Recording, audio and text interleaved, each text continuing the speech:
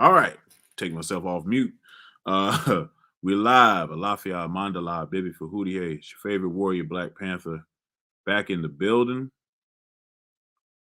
We're going to get into this topic today. Happy New Year to everybody. Give me a second while I invite some people to the chat.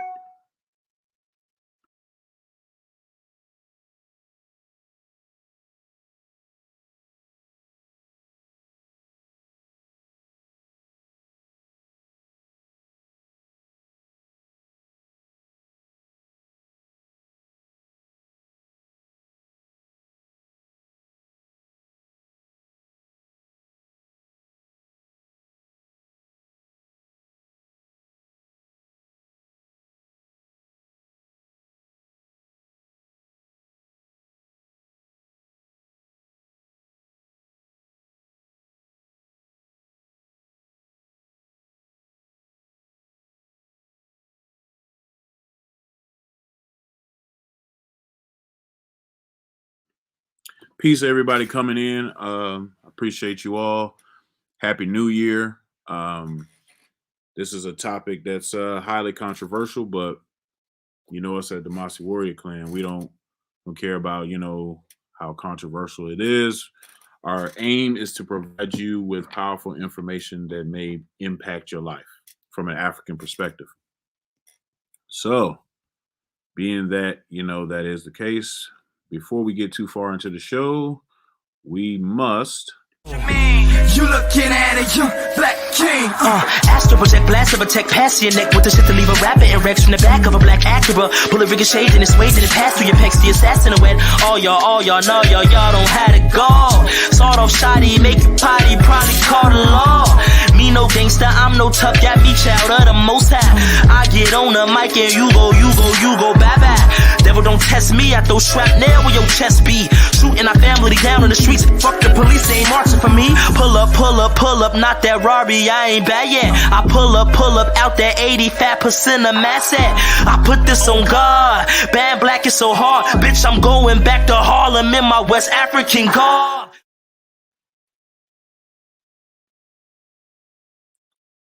And shouts out to brother Fortune Balesi, 93 Averites for the song. Get his EP Fireproof. Available on all streaming platforms. Just put in Fireproof EP and you will see the brother 93 Averites, aka Fortune favorite, aka Fortune Balesi. I'm rocking the old school Mossi t-shirts today. Brother Nahisi designed these. Has a prophecy on the back, the Mossi prophecy on the back that says, when for the first white man enters your civilization, that civilization begins to die. That is from the Mossi Empire. That was their prophecy. So we honor them by putting that on some of our shirts. Peace, Sister Tiaka. Hope I said that right. Peace to everybody in the chat. So without further ado, let's get into the presentation. It's not going to be long. It's going to be quite short, but packed with information. So, human sacrifice from an Ogun perspective. Let's get it. Before we get into all of the idiosyncrasies of this phenomenon, which led to human sacrifice, we have to talk about the War of Arah. And most people, even practitioners, probably have never heard of the War of Arah. Or you've heard about it in spurts, but you didn't really know what they were saying. So the War of Arah is a war that takes place, in Nigeria between several tribes, but the main two players are the Nupe people, which are also Nigerians, and Yoruba tribes like Oyo, Ile Ife, and Iketi. Now, these are all their separate countries today, and in Yoruba land, even separate kingdoms. When you talk about Oyo and Ile-Ife, and even later on with Ilesha and stuff like that. But these are the people that were having trouble with the Nupe. So the Nupe also have their own what we call Kimoyo, or their own spiritual system. But sometime during the Islamic slave trade, they convert to Islam. When they converted to Islam, they started to do slave raids in Nigeria. They used horses. Horses were basically their power mechanism, because nobody was using horses in that manner in warfare at that time. So they used horses to conduct their slave raids. Now, they got the horses from the Hausa, which are also people that converted to Islam during that period. So we have an Islamic, friendship, partnership between the Hausa and the Nupe. So there's another tribe called the Kanuri, which also provided horses to the Nupe. So the Nupe used these horses for power and slave raids. This was the first time that after wars or conflicts, people were taken as slaves and given to another people. And that was the main aim of the war. Like, it wasn't for power, it wasn't for expansion, it wasn't for, getting a place to pay tribute to you. It was strictly for slaves. And the Nupe people started that with collaboration from the Hausa and the Kanuri people. This was around the 15th century. So they have gone all this time, and not engaging in this. But then one day, because and historians say because of their conversion to Islam, their rules started to change. And this is one of the main rules. You got to understand that prior to the transatlantic slave trade, the Islamic slave trade, or what's known as the Arab slave trade, lasted for 1,300 years in Africa. So they're coming in at the tail end of it, being converted, and now adopting the ways of their Arab, knock that over, for their Arab buddies, so to speak, at this time. So unfortunately, this is something that started to happen. In regards to the horses, I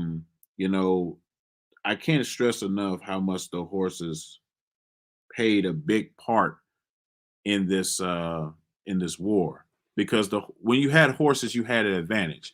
So, like for today, imagine if you're fighting a people and they don't have any cars. The horses were the cars of that day. So, as far as battle action and military movement, the Nupe had the advantage over the Yoruba tribes. So several battles were fought where the Nupe won strictly off their military force of the horses. So after a while, Ile-Ife, Oyo, Iketi, they're like, man, we cannot beat these guys with these horses. What can we do to shift the balance of power? So I'll tell you what they did.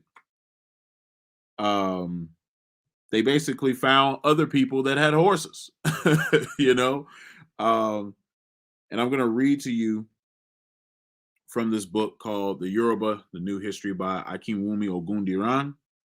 He says, in order to pay for horses, that it was importing from the Derma, the Masi, and Oyo, they would also have to take captives wherever they could find them. In other words, the strategy that the Nupe used to finance their horses from the Hausa and the Kanuri people in central Sudan was the same that Oyo used to underwrite their equestrian imports from the Jerma, Masi, Malinke, possibly Wangarawa traders, all in Western Sudan.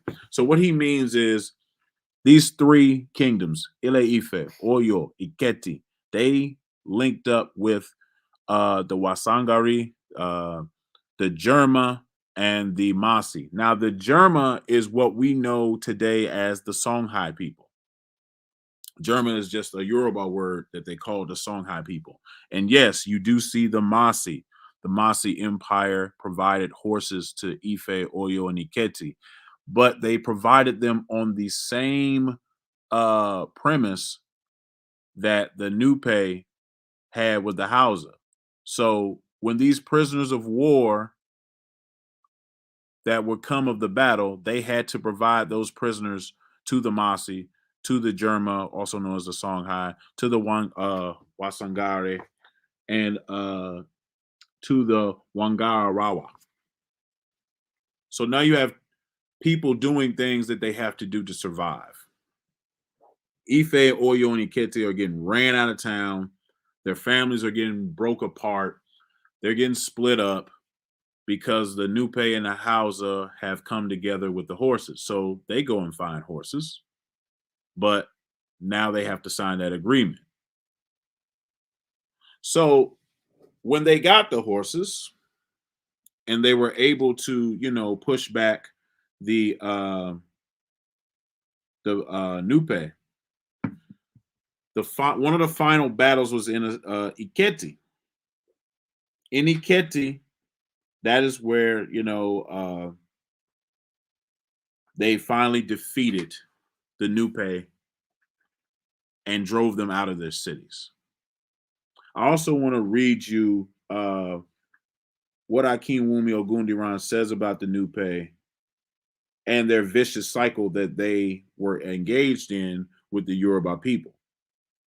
It says, it was a dilemma and vicious cycle. The Nupe political and brigade leaders had repeatedly raided their neighbors for more captives to maintain their cavalry and power advantages.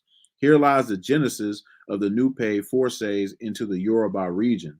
The goal was geared towards neither establishing political dominion nor controlling trade routes. Their sole purpose was to plunder, capture, and enslave.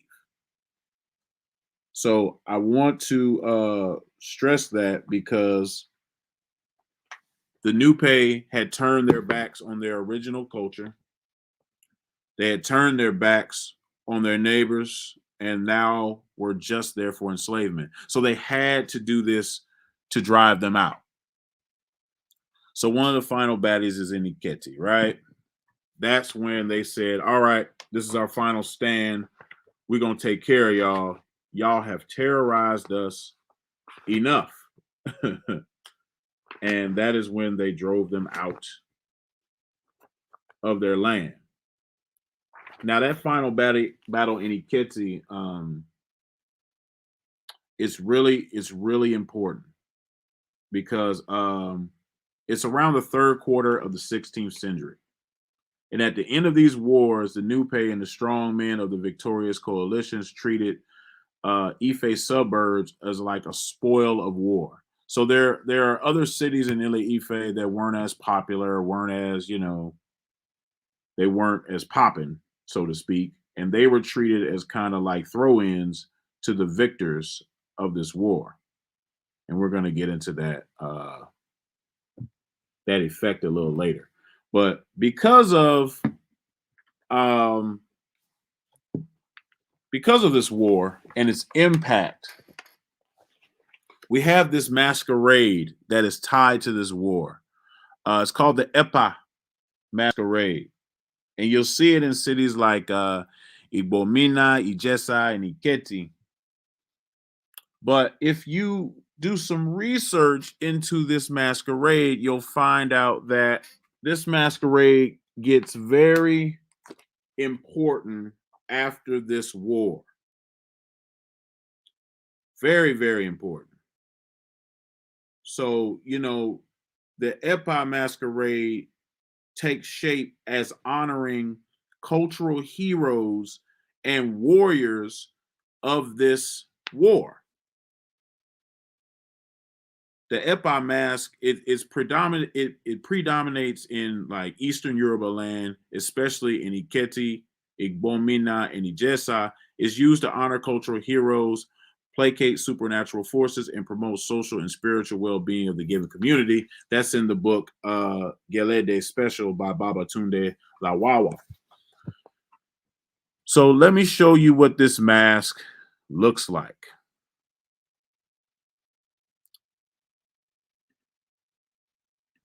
Let me show you what this masquerade actually looks like.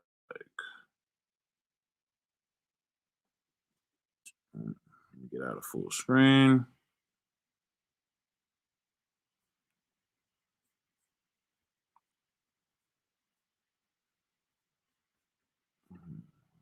One second. There we go.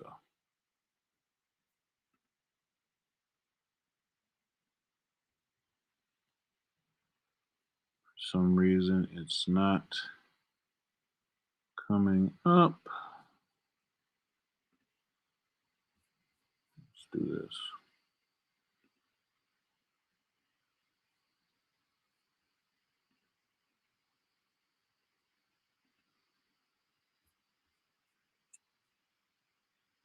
The Epa Masquerade is different from Egungun, is different from Gelede, is different from any other masquerade that you've seen.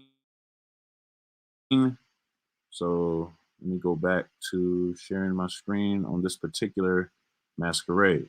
Okay, so this is the Epa Masquerade right here.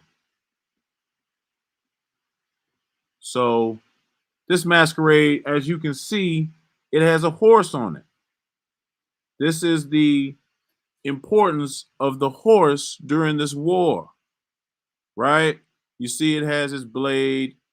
You know, these are warriors mounting their horse, going into battle against the Nupe. So this is an example of how real history is incorporated into mythology. The Epa Masquerade is something that is, you know, brought out for the spiritual well-being of the community, but it has a real root in this war. And masquerades wear this. This is like a helmet mask. They wear this mask. And if they happen to trip or fall with this mask, it's bad omens throughout the year. And you can see this. This is heavy. Like, you know, it's a carving, but it's heavy. So imagine trying to balance that, you know, on your head and dance and stuff. So these people were very skilled in doing that. And I just want to look at the chat real quick. Peace, Unc. Peace, Brother Aaron. Teti Ursa Ma'at Ra Senefru. Okoma Mendy. Brother Zane. Brother Marlon. Brother Richard White. This is around the 16th century, brother. Sorry, maybe you came in late. So going back to slides here. So we've covered that. So after they drive them out, after the Nupe are defeated, there's an aftermath of war, right? There's a restoration period. There's a period in which they're like, okay, the battle is over. Let's start to rebuild our communities.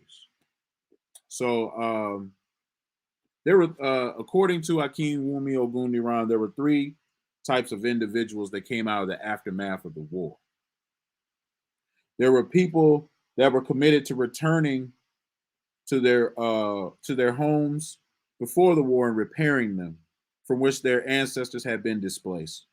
Other people were interested in building new homes elsewhere with their new individuals and their reputation as war heroes, and that gave them the confidence to create these large political strongholds from these fragmented communities. They had survived the century-and-a-half-long crisis. This lasted from about 1570 to 1650, y'all. This was a long war. So this era of regeneration and restoration resulted in the creation of new societies. That's very important.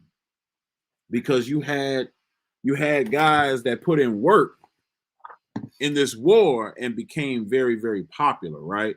They became heroes. So they took advantage of that buzz and said, well, we're going to create kingdoms based on, my popularity. They said, we're going to build whole new kingdoms. We don't want to go back to old Oyo. We don't want to go back to Ile-Ife. We don't want to go back to here. We want to create something new. So that led to, the rise of new kingdoms, but it also led to the popularity and rise of some old kingdoms. So for those that don't know, the Oyo Empire, what we see today, is not the old or the Oyo Empire of old. It's in a different location. But they decided to, basically build it at a new place.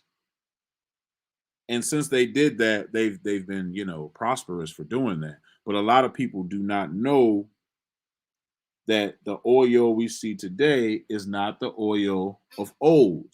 And if you look at some maps, some old maps, they'll have even old Oyo on there versus the Oyo of today.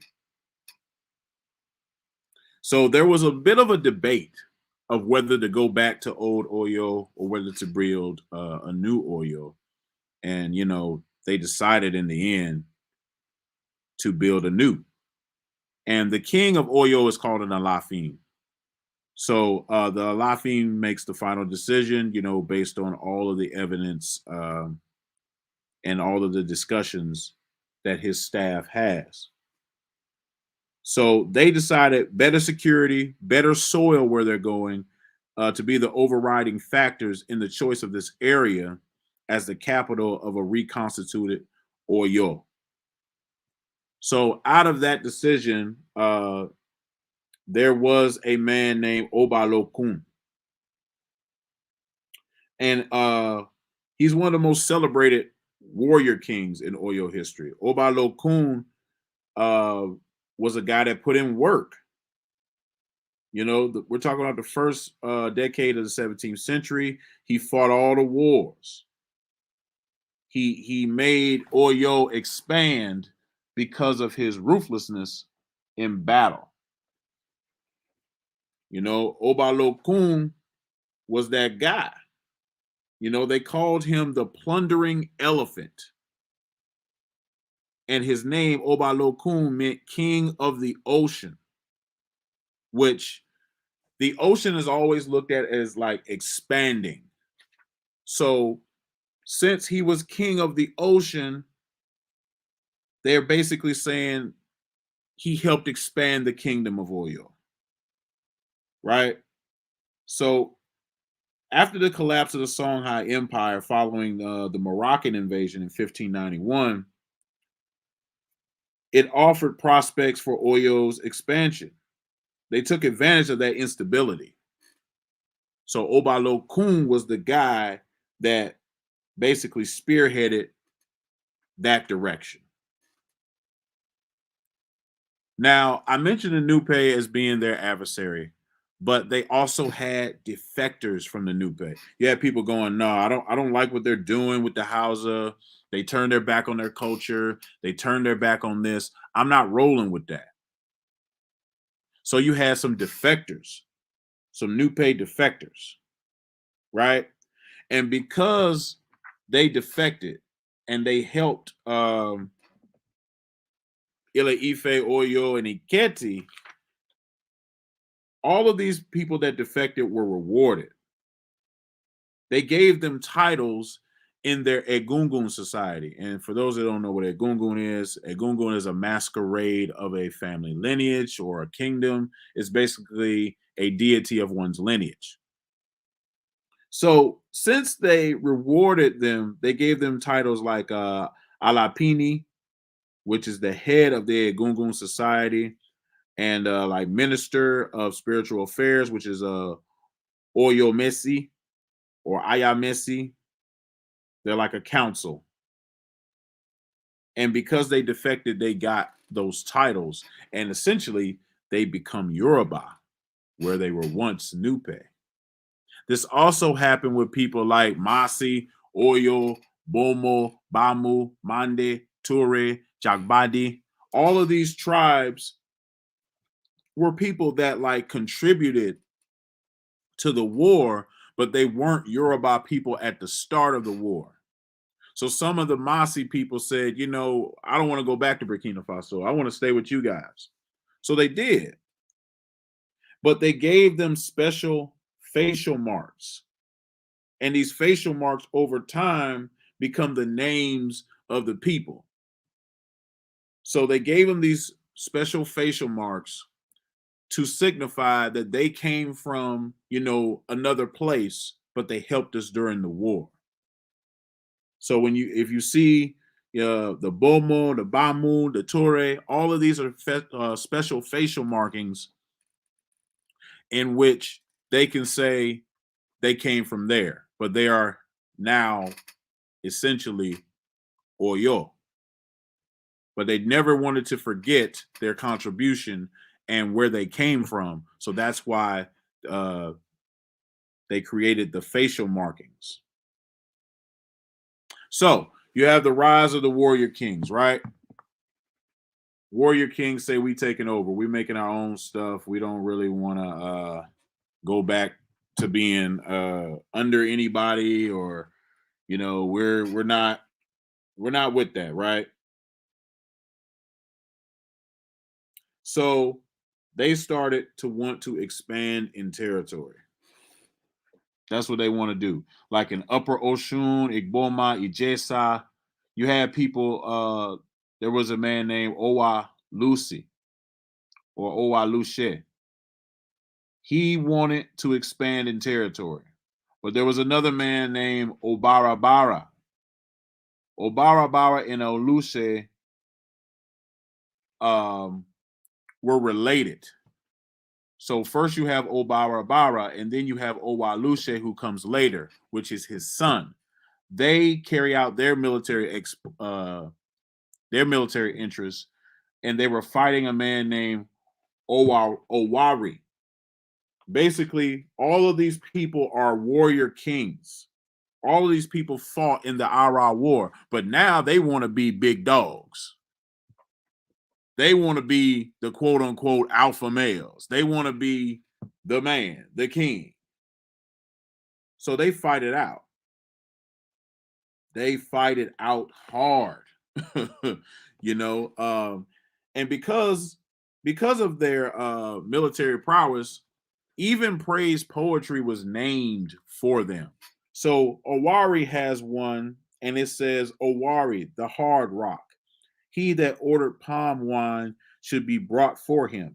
Yet he was holding an iron sword. The invincible man who killed the people of Arah and spared only 20. He killed the people of Igedi Apa and spared only 30. He killed all but 3 in Erinmo.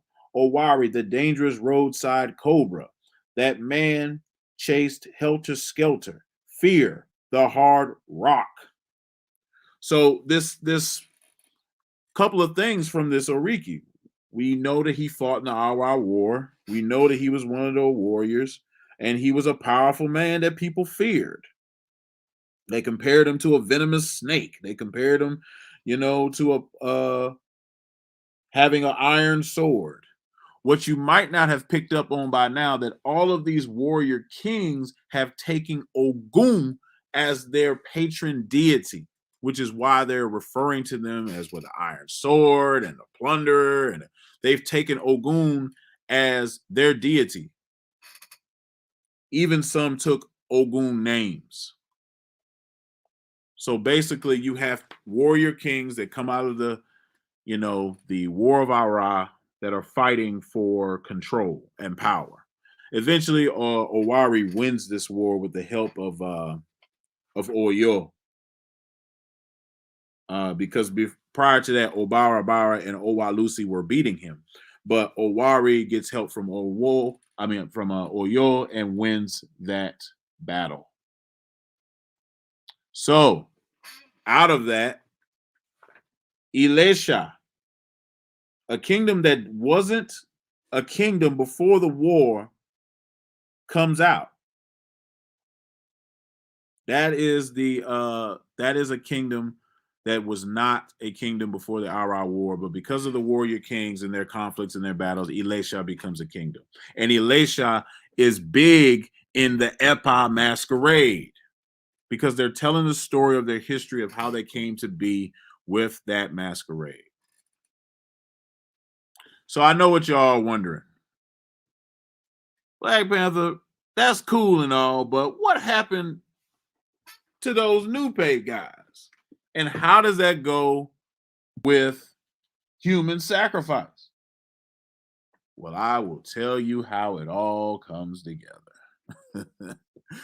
Okay, so I mentioned that all of these warrior kings, they took Ogun as their patron deity, right?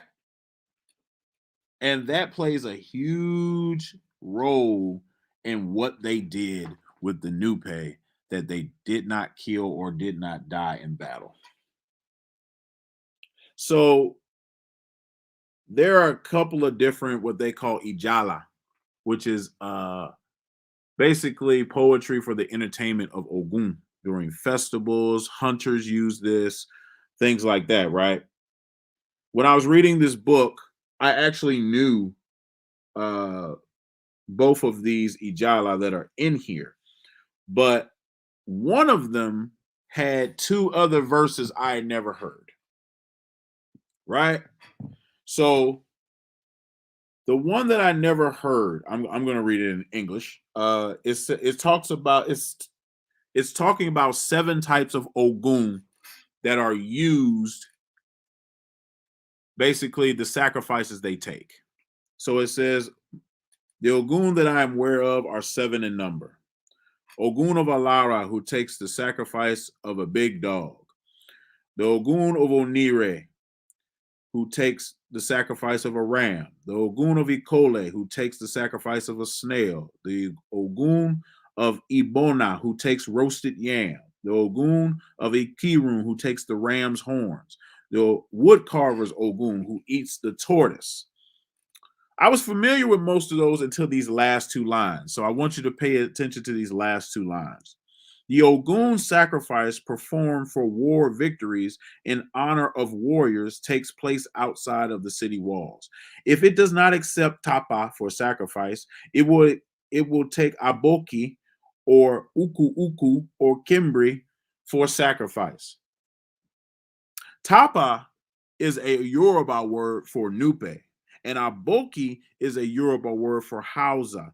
And the rest of these words, uku uku or kimbri, they're talking about the Kamuri people as well. So let's back up. The Nupe, the Hausa, the Kanuri, these are all people they fought in the wars, and they're explicitly saying in this Oriki they offered these people to Ogun.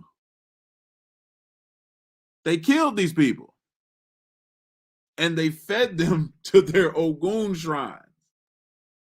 This is what they did. They took them out and fed them to their Ogun shrines. All right? That's exactly what happened. They're telling you in their praise poetry that if Ogun does not accept the Nupe, he will accept the Hausa or the Kanuri. That's what they're telling you. They're not hiding it. They're not hiding what happened to these people. They killed them. They sacrificed them to Ogun. Now, the thing about this human sacrifice, I want to read you an archaeological discovery by Chief Emmanuel Orishaumi Ibokun. He says, the frontal wall of the temple of Abokun Obarabara Oluku Esin, remember that was one of the warrior kings, This temple still stands today and bears the remains of those enemies, supposedly from the early wars of conquest. He's talking about the War of Arah.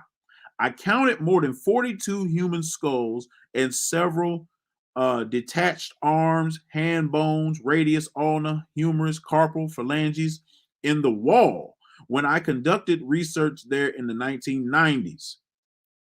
Now, Oguniran, Akinwumi Oguniran, the other archaeologist, the one who wrote this book, says, however, this is a wall of skeleton, pales in comparison to the one I found at Ilesha. Remember, Ilesha is the new kingdom that came at the result of the war. This was constructed as a part of a defensive wall in the 17th and 18th century. The mid-19th century observers estimate the outer ditch of the wall's city's defense complex to be about 20 feet deep and 10 feet wide, and the walls and embankments about 18 feet high and 6 feet thick. In addition, David Hinderer reports in 1857 that he had observed hundreds of human skulls that were inserted into these walls, all of which, according to the informants, were war captives. David Hinder reports of his tour in Elisha, 1857. Now, for those of you that seen the movie 300, remember that part where he came, where the enslaver came, and he saw all of his men in the walls. Remember that part? Isn't that just what I just read? They put these people in the walls, severed their heads, scattered their bodies, their fingers, their arms, everything. The shrine, and I see your question, Brother Zane. The shrine was a shrine of a warrior king. Oba Lokum was his name. So they did that because Oba Lokum took Ogun as his patron deity.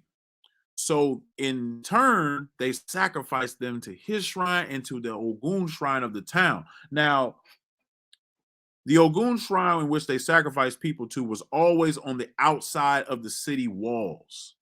It wasn't inside the city. Like people, you couldn't just walk by and see, all of that or whatever. They did outside the city walls. They made sure to do that. But this was war. This was war. They wanted to make sure they left something that say, if you ever come back here again, that's going to happen to you. We're going to put your skulls in the wall, your bodies. We're going to sacrifice you to the shrine. We're going to make sure that you never want to do this again. You'll make sure. It's when you hear about human sacrifice, they always paint it as, somebody walking down the street and they just snatched them up and sacrificed them to a deity because, that's what they wanted to do. No, this was war. How different is it than we do today? Our military kill people all the time. I'm a veteran, I know. I've seen bodies disgraced in war because of a flag, a symbol of power. That's what a flag is. It's a symbol of power. It's a symbol of authority. So is Ogun at this point in time. So the action is very similar, but we turn up our nose to human sacrifice. They did the same thing. They just took them out. They were enslavers. I told you, this was the first time in Yoruba history that they had people coming for slaves, coming for them. And they said, oh no, we're going to click up, we're going to mount up, and when we're done, we're going to put you at the shrine. You got to remember, there's in Ogun's praise poetry, it says he has plenty of water, but chooses to bathe in blood. Right? So they did that. They made sure he bathed in blood. They made sure his shrine was bathed in blood. That's what they did. They don't feel bad about it. I mean, why should you? These people were, you know, tearing your families apart, tearing your wife and children, tearing people, you know, that you knew, and putting them into slavery with the Arabs. So you can kind of see, you know, why they would feel the way they feel. And we also have to know that during this restoration period, during this time of war, during this time of, you know, conflict and the rising of new kingdoms and warrior kings, guess who's starting to come about? Guess who's starting to knock around? Guess who's starting to inquire? The Europeans. The Europeans are here now. While we're doing all this infighting and war and stuff like that, the Europeans are here now. So we got a lot of stuff going on. You know, as a Yoruba people, we got a lot of stuff going on. We're fighting, we're winning, we're rebuilding, and here come the Europeans with the "we can help you." You know, it's the worst time to have some foreigners around that you don't know, you never seen, and now they're promising you this, this, and this, and we can trade gold and ivory and you know, clothing and spices, and yeah, that's all good. Yeah, we can trade that for you. But after a while, it flips. Now they want bodies. So this was a terrible time in the Yoruba history, for them to show up. And I told you this war lasted for like half a century. And right when we coming out the war, we have the biggest problem that we will ever have in the Europeans. So that's basically the story. You know, Ogun Sacrifice, if you're listening, I've invited you to come on. If anybody else wants to come on, you know, let me know. But that is human sacrifice from an Ogun perspective. I don't think anybody logically that thinks about that would have an issue with human sacrifice in that manner, being that it's war. Often the narrative is, you know, it's casual, but that's not true.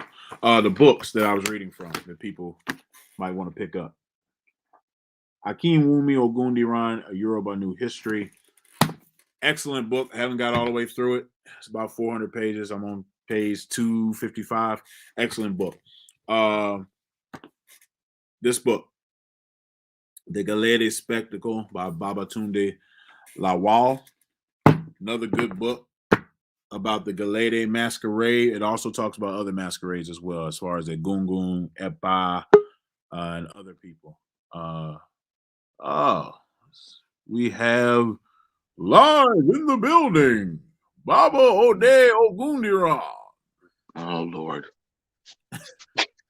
what's up, man? And what's going on? What you got on, man? What you got on? I told you. I got white. I got white on. I got white. What's wrong? He always comes in here. I always try to keep it casual. He always comes in here trying out. Can't just put on a white t-shirt. Gotta put on a kaftan. Would you like me to go get changed? Nah, man. Go ahead. You good. What are your thoughts on what I just read, and you have any more or further insight? I don't know what part I missed out on when I was trying to log in when you sent me the request, and I was having some trouble. So the last thing I remember you talking about or reading, the one thing that does come to mind, when you speak about sacrificing human sacrifices to Ogun, I do want to kind of make a clarification. I'm not quite sure. I wasn't there. I don't know. So in my research before this actual book came out, it seemed like they more executed the prisoners in front of the shrine of Ogun. Now, that's a slight difference, but I don't want to get the idea that people think, they're casting coal nuts after heads are rolling. Because what are you going to do if it doesn't accept?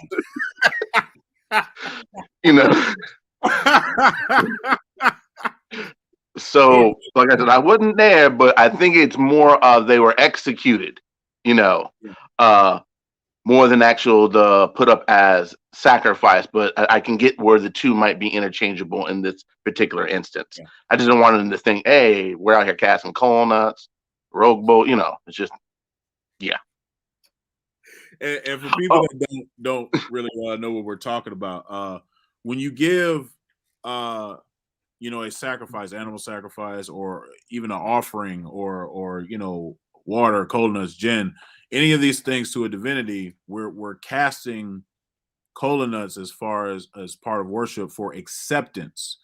It may be he does not, or this divinity doesn't accept, and other things, need to be done or need to be added. So he's saying there wasn't bring this guy in, sacrifice him, and then casting to see if it accepts. It was a straight execution. It was, nah, you out of here. There's nothing you can say to get yourself out of this situation. We're not casting none of that. Like, if you read the Oriki of and I read the Oriki of one of the guys that was involved in the conflict of Warrior Kings, Owari. It says that he killed all the people in this town except for 20. He killed all the people in this town except for 30. He killed all the people in this town except for 3. So there wasn't no divination being done. Now, this was murder. So I just want to clarify. I'm not sure exactly if that was the case, but I have not found any evidence to say they were, it was actually a form of worship. Yeah, me either. It seemed more of an execution. And being that the archaeological record didn't find any cola nuts, I think we can conclude that like you said, it went the way of execution. The other thing is, sometimes when you were referring to the warrior kings, before they actually became warrior kings, most of them were most likely Baloguns. They were warlords. Yeah. And you had different warlords that weren't really under people, and then the wars created warlords, and then you have all these men with arms, warriors wanting to fight. People took prominence, as people rose to power, So it was in that era, and then after that, far into the 18th century, as far as warring, that was really the time of the rise of Balogun, the rise of Ogun, in the sense of bringing more the idea of war to this particular divinity, Right. But no, that was it, just the idea that they were Baloguns first, and I didn't want anyone to think that we were casting, they were casting cola nuts here. I want to. Yep, I just thought, what's a Balogun? So a Balogun is a warlord. It normally comprised of about 50 men, could probably make you a Balogun, and more. So a lot of these Baloguns through history became warlords, formed cities. These cities became towns, became kingdoms. So that's all throughout Yoruba history from the time you're talking about, and even through later centuries. Yes, absolutely. So yeah, that's important, because I forgot to mention that Ogun before this seems to be a patron of justice. He seems to be a patron of iron. He seems to be a patron of creation, through blacksmithing and stuff. But the war aspect more gets attached to him after this War of Arah, in which the warrior kings took him as a patron deity for their conquests, their battles, their things of that nature. So we start to see the more war aspect of him because of this war with the Nupe. And that is something that is very important because he gains his prestige. You know, what we know Ogun for today, as far as the war aspect, really comes out of this war and the aftermath of this war, in which the kings chose him as the guy they wanted to represent, and that propelled him to the forefront to where you know, we talk about Ogun in everything now, you know. So he definitely gained power, so to speak, because of this conflict and the aftermath that followed. One more thing, just to don't confuse war with hunting. Absolutely.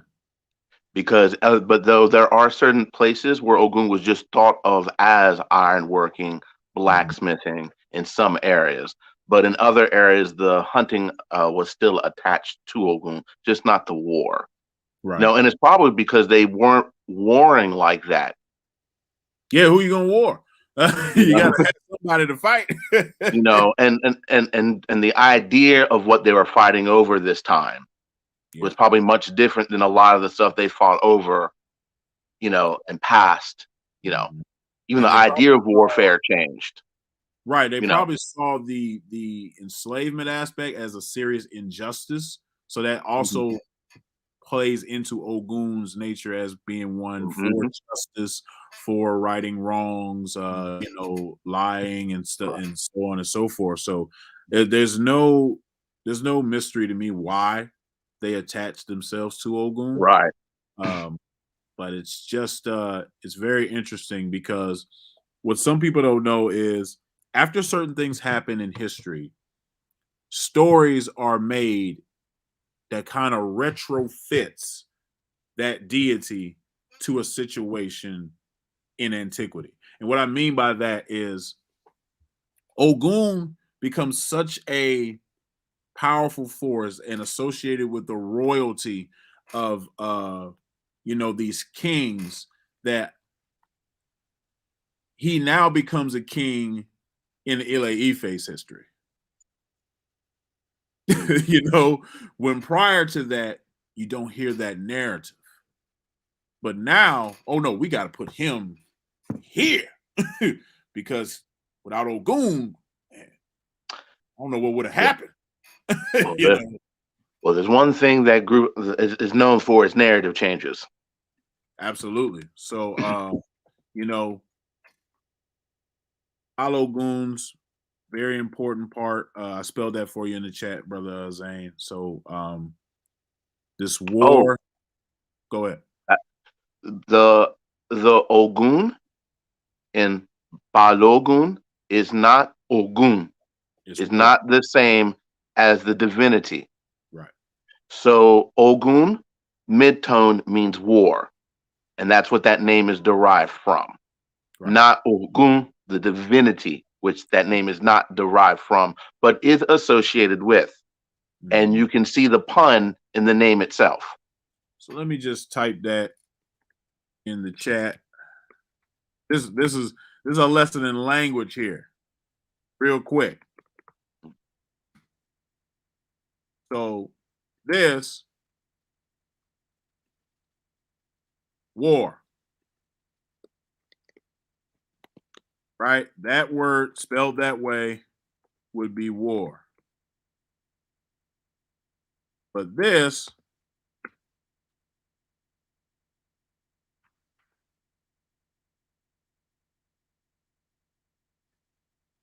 deity. That's a lesson. That's your language lesson for today. There's also an Ogun that means 20, but I don't know the tones for that one.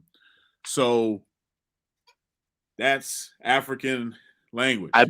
I believe it's just it's mid-high. I believe, if my memory serves correct me. High over the U. Right. Okay. It's either a high or low over the U. Snare right here. Why am I guessing? Got a book right there. My bad. Yeah, that's And you might as well add medicine to that too. Jeez. Ogun. No, we're not doing that, man. No. Well, sometimes they do spell it with a single O. So might as well throw that one in there. We'll be here all day. just with this one word. So what I'm talking about is the word medicine is spelled Ogun, and it's all low tones. Or sometimes it's spelled Ogunn. It's still low tone. That. I'm sorry, I didn't mean to change this into a language lesson. I just thought it would be something good to know. So, medicine. You forgot the accents. I thought you said it was all mid. No, I said it was all low. Oh, my bad. I'll go back. I forget this dictionary does one dot and then it does another one just for well, it's a different letter. Yeah, it is. I know. Yeah, you're right. It is. So this would be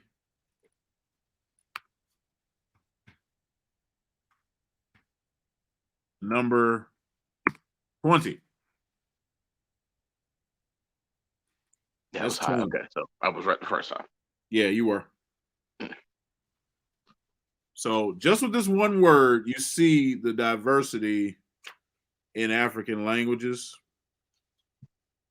You know, African languages, a lot of them don't have a lot of words, but they got a lot of meanings for words. And if you're, especially with tonal languages like Yorùbá, those tones make or break you. Those tones make or break you. So let me correct what I said earlier with the Ogun. They put the two versions in there too. The OO and the just O with the one O. Because I know it's as with the double O, but I have seen it with a single O. I've never seen it with the single O. So that would be medicine. And no, I think the correct way to spell it is with the double O. But like I said, I have seen people with a single O do it. You know, they cut stuff off as well. Cut letters off. What they do in Yorùbá. So both of these would mean medicine.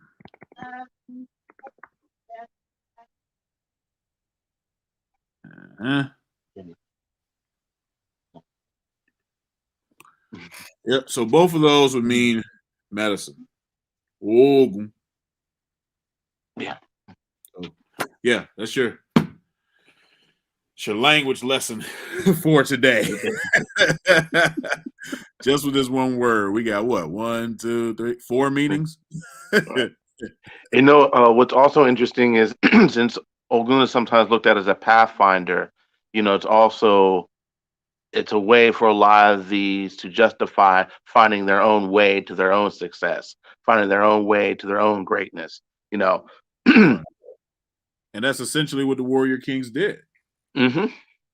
They put in work during the war, expelling the Nupe, and they said, "Hey, this is my path, my path to greatness. These people love me. I got all. Let me make my way. Yeah, I got all these people showering me with gifts and telling me I'm the best thing since sliced bread. Hey, I think I'm gonna make me a kingdom. Why not? You know, why not? There were a lot of other kingdoms created on less. Yeah, so why not? You know, right? So you know, there's even a town of Arah to this day that's named after the War of Arah. So things come out of, you know, war, out of conflict. You know, the old saying, order comes out of chaos. So that's what happened, you know, during this period, you know. this half a century war turns into kingdoms, turns into, promoting of deities, turns into, a whole masquerade getting, things added to it as far as the horses is concerned.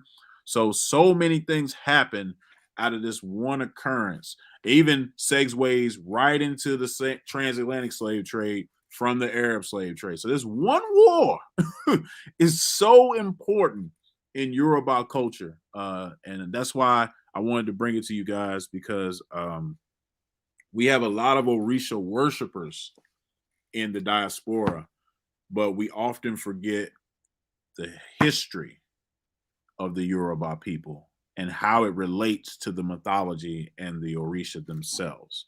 So I definitely wanted to bring this to you guys for that purpose, because just studying Orisha will not give you the full picture.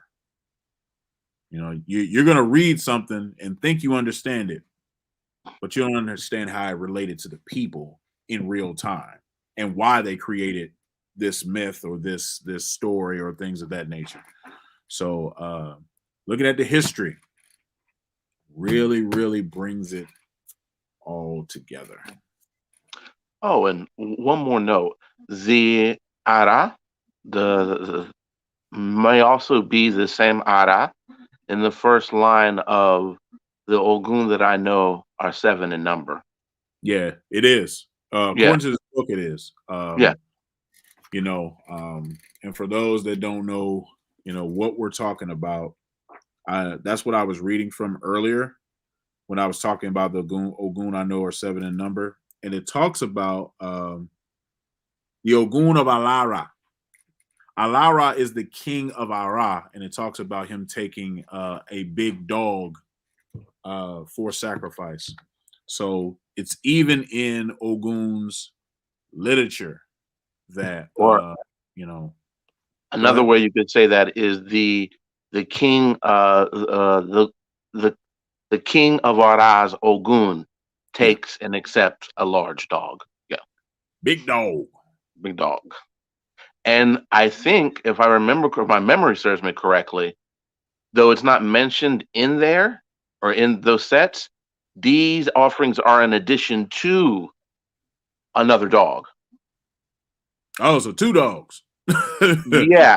But if you look at the next line, one of them takes a ram, but I think that ram is an addition to a dog. Mm-hmm. Takes roasted yams is also to an addition to that dog. Addition. We add on here. Right. Oh, exactly. Wow, that's crazy. Yeah.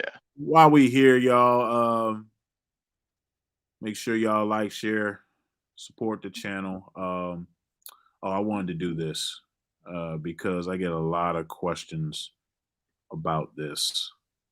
So let me do this really quickly before we get off of here.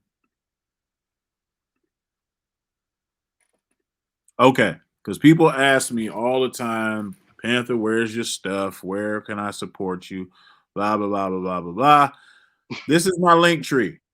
It is in the description of this video. This video will probably pop up. This is a video I did about Iwa Ray Ray and why we can't build a nation without it. This is my article on the BKQ, International Pan-African News. Shouts out to RJ Mahdi. I appreciate that, brother. This is the mini documentary done on me. This is our publishing company, Same Tree, Different Branch. This is my TikTok, my article in Voyage ATL magazine.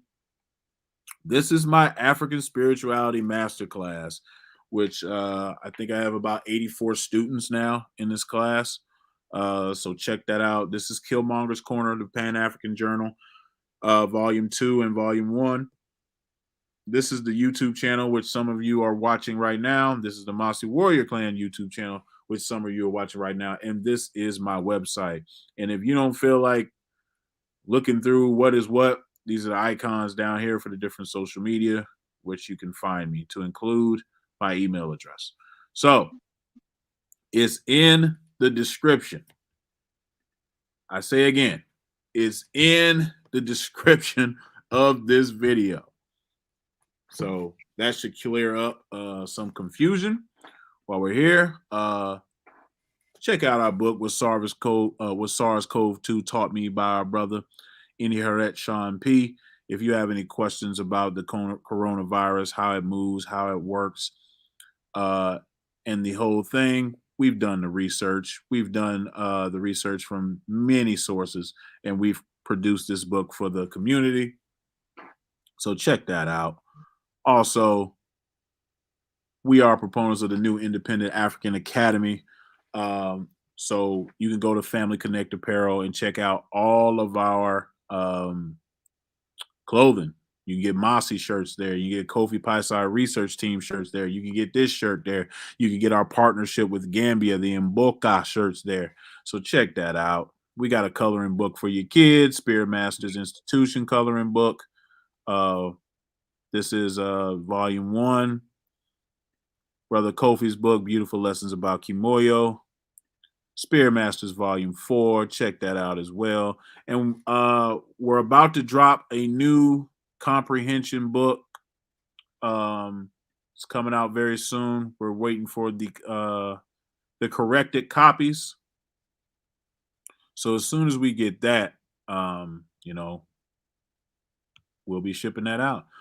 I appreciate you all for coming out and watching and everything like that. Brother Ogun, Baba Ode, do you have anything to close us out?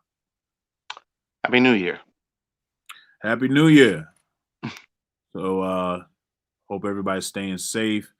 Wear your mask. And please, wash your hands, wear your mask, hand sanitizer, all of those things as we continue to go in the way of this pandemic. But that's it. That's all we got. And, we're going to conclude with our outro. So, Odabo. Stop.